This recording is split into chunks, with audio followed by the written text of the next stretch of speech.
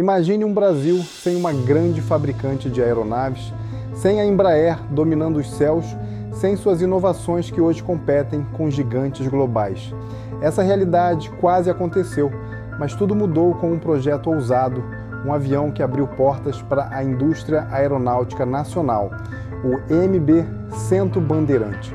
Neste vídeo você vai conhecer a incrível história de sua criação, os desafios enfrentados e como essa aeronave foi o alicerce para o nascimento da Embraer.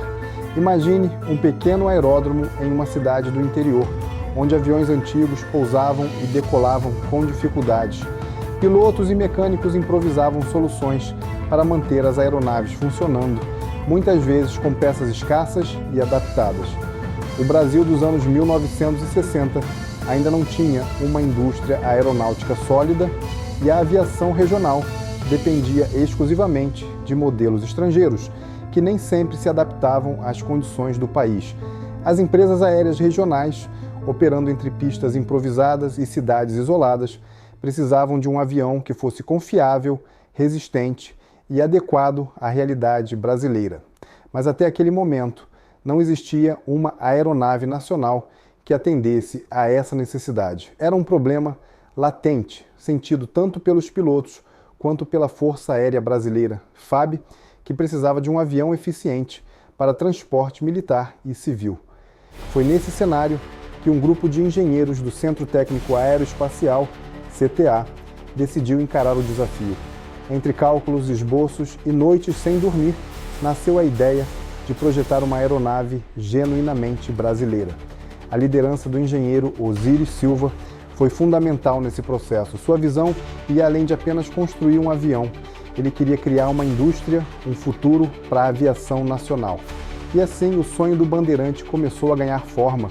O sonho começou dentro do Centro Técnico Aeroespacial, CTA, em 1965, com um grupo de engenheiros visionários que acreditavam na capacidade do Brasil de projetar e fabricar sua própria aeronave. O projeto IPD 6504, que mais tarde se tornaria o MB-100 Bandeirante, nasceu em um ambiente de incertezas, mas também de extrema determinação. Osiris Silva e sua equipe enfrentaram desafios monumentais, falta de infraestrutura adequada, dificuldades para a obtenção de materiais e o ceticismo da indústria global. Mas isso não os desmotivou. Em hangares improvisados, entre pranchetas, cálculos e peças montadas à mão, os engenheiros desenhavam um avião que representaria um salto para a aviação brasileira. Os primeiros componentes foram fabricados com técnicas inovadoras para a época, utilizando materiais leves e resistentes. Cada parafuso, cada peça estrutural, cada detalhe do motor era meticulosamente estudado. Quando finalmente a fuselagem do primeiro protótipo ficou pronta, um sentimento de orgulho tomou conta da equipe. O momento da verdade se aproximava. O primeiro voo de uma aeronave 100% brasileira, na manhã de 22 de outubro de 1968, os olhares estavam fixos na pista. O coração dos engenheiros acelerava. Pilotos de teste subiram na aeronave, verificaram os instrumentos e aceleraram os motores. O rugido dos Pratt e Whitney PT-6A ressoou no ar e, com um impulso preciso, o Bandeirante ganhou velocidade. Era um momento decisivo. Quando suas rodas finalmente deixaram o chão, um misto de alívio e euforia tomou conta de todos. Os engenheiros se abraçavam, alguns choravam. O céu brasileiro testemunhava o nascimento de uma lenda. O voo durou poucos minutos, mas seu impacto ecoaria por décadas. O avião se comportou de forma exemplar, demonstrando que o Brasil tinha capacidade técnica para projetar e fabricar aeronaves competitivas. Esse voo não foi apenas um teste, foi a primeira página de uma nova era na aviação nacional. O Bandeirante era um turbohélice bimotor configurado para transportar entre 15 e 21 passageiros. Seu design privilegiava a versatilidade. Ele poderia operar em pistas curtas e de difícil acesso, tornando-se uma solução perfeita para a aviação regional brasileira. Com motores Pratt e Whitney PT 6A20, cada um gerando 550 cavalos de potência, seu desempenho era confiável, garantindo eficiência em longas distâncias. Seu peso máximo de decolagem era de aproximadamente 5.670 quilos, com uma carga útil de cerca de 1.800 quilos. A envergadura da aeronave era de 15,33 metros, enquanto seu comprimento total era de 15,34 metros. A altura da fuselagem atingia 4,89 metros, proporcionando um espaço interno otimizado para passageiros e carga. O Bandeirante possuía uma autonomia de cerca de 1.700 km, dependendo da carga e das condições operacionais.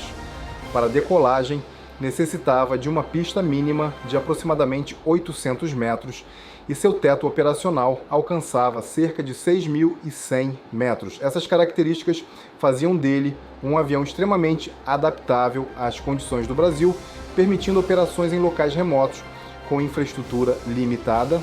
Além da versão comercial, o Bandeirante teve variantes militares e de transporte de cargas, consolidando sua presença em diferentes segmentos do mercado aeronáutico. O sucesso do Bandeirante não passou despercebido, mas havia um problema. Para fabricar a aeronave em escala comercial, era necessário criar uma estrutura empresarial sólida. Foi assim que, em 1969, nascia a empresa brasileira de aeronáutica, a Embraer. Com Osiris Silva à frente, a Embraer foi concebida para transformar o Bandeirante em um sucesso comercial. A produção em série teve início nos anos 1970 e logo a aeronave passou a ser exportada para diversos países, consolidando a reputação da Embraer no mercado internacional. Mais do que uma aeronave, o EMB-100 Bandeirante foi o ponto de partida para a Embraer se tornar uma potência global. Ele provou que o Brasil era capaz de projetar e fabricar aviões competitivos, abrindo portas para modelos icônicos como o Brasília, o RJ-145 e, mais recentemente, os jatos A-Jet. Com mais de 500 unidades produzidas e décadas de serviço, o Bandeirante continua a ser uma peça fundamental na história da aviação nacional e mundial.